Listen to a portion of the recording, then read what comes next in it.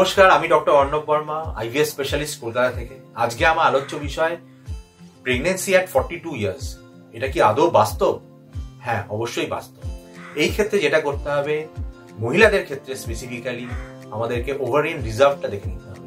মানে এই মুহূর্তে ডিমের সংখ্যা কত সেটা চেক। আমরা এইটুকুনি জানি যে প্রত্যেকটা মহিলা যখন জন্মান একটা ফিক্সড নাম্বার অফ এগ নিয়ে জন্মান। 10-12 বছর বয়সে প্রথম যখন মাসিক হয়, মাসিকের সাথে সাথে একটা করে এগ নষ্ট হয়। তার মানে যদি আমি বলি, প্রত্যেকটা মহিলা বয়স বাড়ার সাথে সাথে ডিমের সংখ্যা এবং তার গুণগত মান কমতে থাকে। তো যখন কোনো দম্পতি আমাদের কাছে আসেন, ফার্স্ট কাজ হচ্ছে এই মুহূর্তে তার এগ কাউন্ট কত। কারণ কি 50-60 বছর বয়স হয়ে গেলেই কি হয়, মাসিকটা বন্ধ করে যায়, মানে মেনোপজ হয়, অর্থাৎ তার ডিম শেষ। তো এই ওভারিয়ান রিজার্ভ মেজার করার কি কি উপায়? AMH বলে আমরা একটা ব্লাড টেস্ট করে নিই, আর স্ক্যান করে আমরা সেটা জানতে পারি। নেক্সট হচ্ছে এগ কোয়ালিটিটাকে ভালো রাখার জন্য কি কি করা যায়।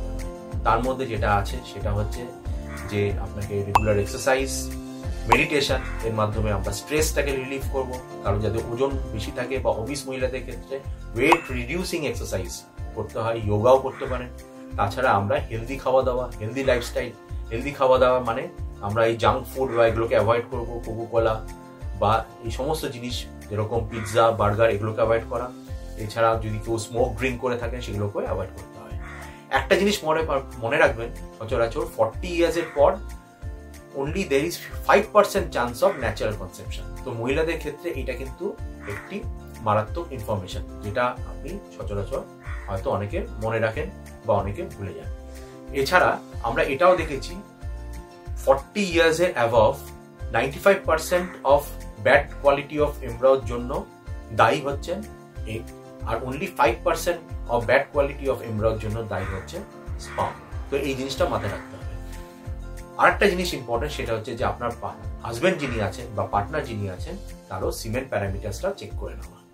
নেক্সট যেটা বলা সেটা হচ্ছে যে অলওয়েজ পজিটিভ থিঙ্কিং করুন। আপনার যে স্বামী স্ত্রী মেলামেশা সেই জিনিসটাকেও বা সেক্সুয়াল ইন্টারকোর্সটাকেও বাড়াতে হবে। এছাড়া আমরা অনেক সময় অ্যাকুপাংচারও সাজেস্ট করে থাকি, এটা আপনার পেলভিক ব্লাড সাপ্লাইটাকে বাড়াবে। এছাড়াও আপনাকে তো অলরেডি বললাম, বিভিন্ন ধরনের এক্সারসাইজ, গুড ফুড হ্যাবিটস বা হেলদি লাইফস্টাইল, এই জিনিসটাকে মাথায় রাখবেন।